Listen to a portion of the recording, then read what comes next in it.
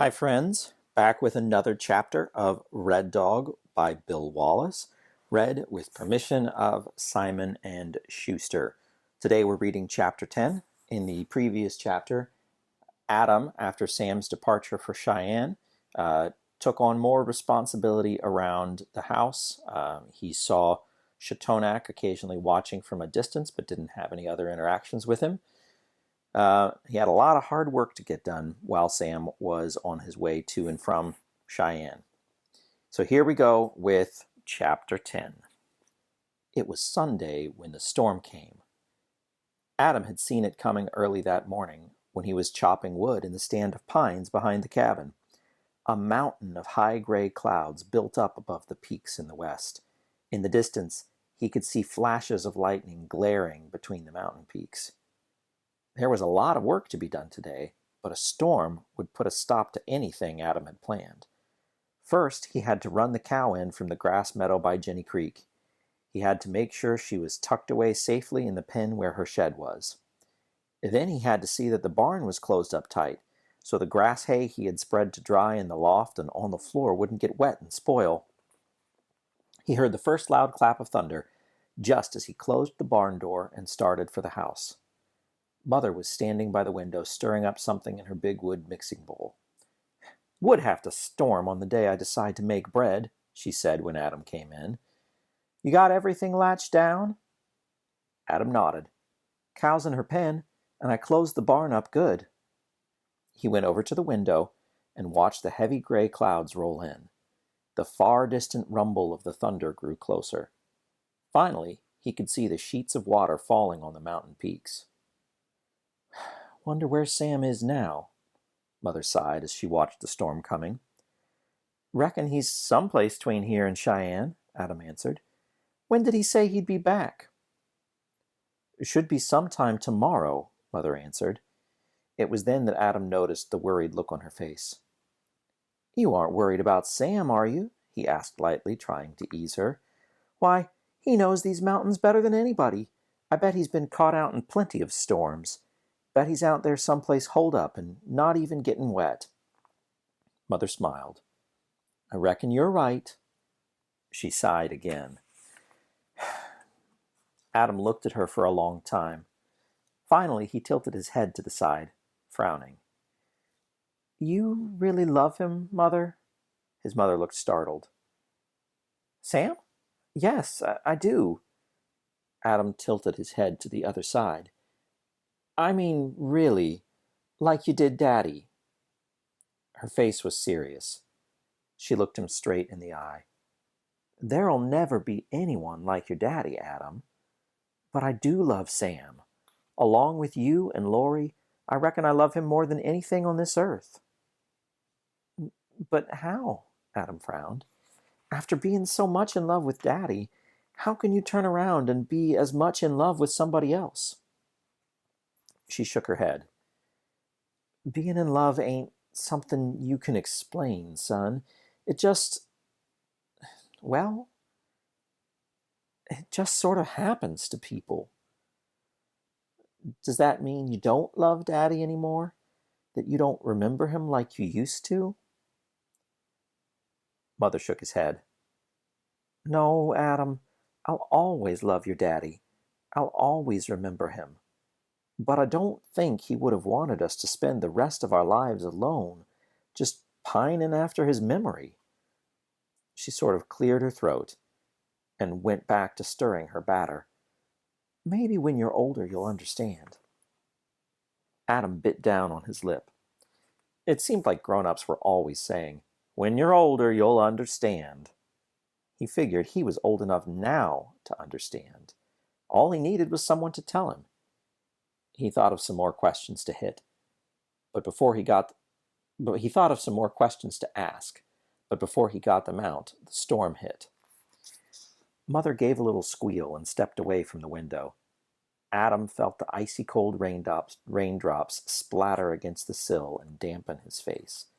The rain came with a sudden gust of wind that made it slant through the open window. Quickly, Adam closed the shutters. Lori came running over.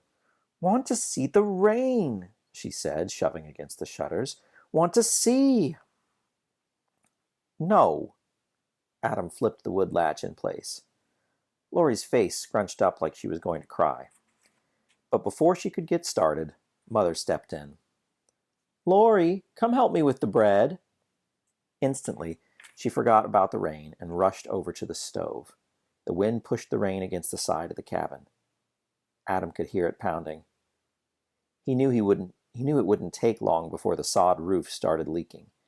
So he started gathering pans and buckets to catch the water. Suddenly, there was a loud scratching at the door. Adam froze, listening. Ruff's voice whined outside. Mother laughed. "Best let him in," she said.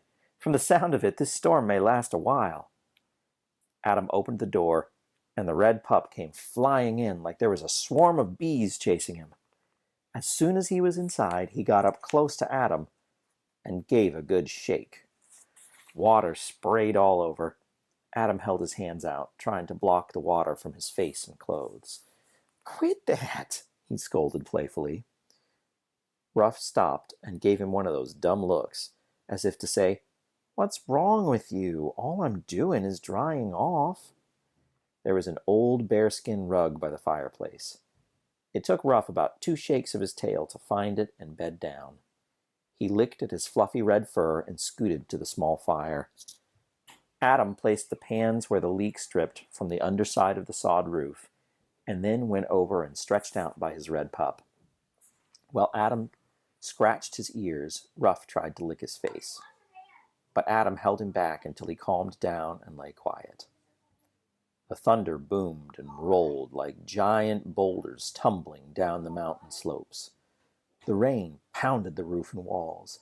It made pinging sounds as it dripped through the holes in the sod roof and fell to the pans Adam had spread on the floor. It made all sorts of different tunes, some high, some low.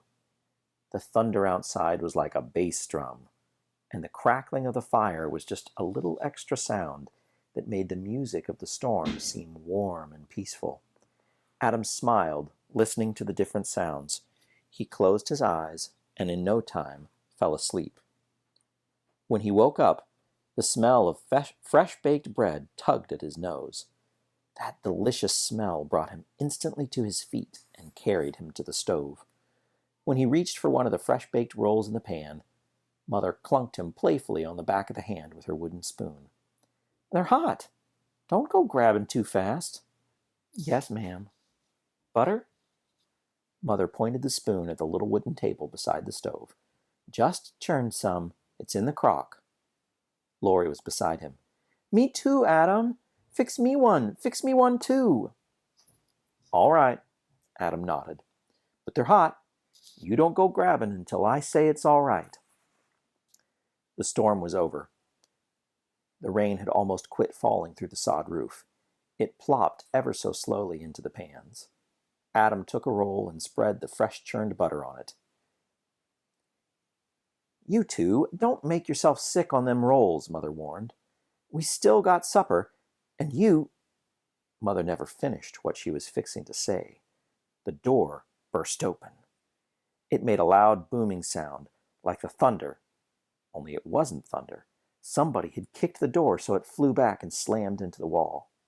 Startled, Adam jerked around. Mother screamed. A large figure with stooped shoulders and a beard stepped into the doorway. Adam frowned, recognizing the man who had come to the cabin last week with the others to hunt for gold in Ginny Creek. Without another thought, Adam spun and raced for the fireplace. He grabbed the flintlock that hung above the hearth. The man's voice boomed out from behind. "You want your mama to go on living, you best leave that gun where it hangs." Adam had both hands on the gun as the man spoke. Since Sam had gone, they kept the flintlock loaded and ready. All he had to do was yank it down, turn, and pull the trigger.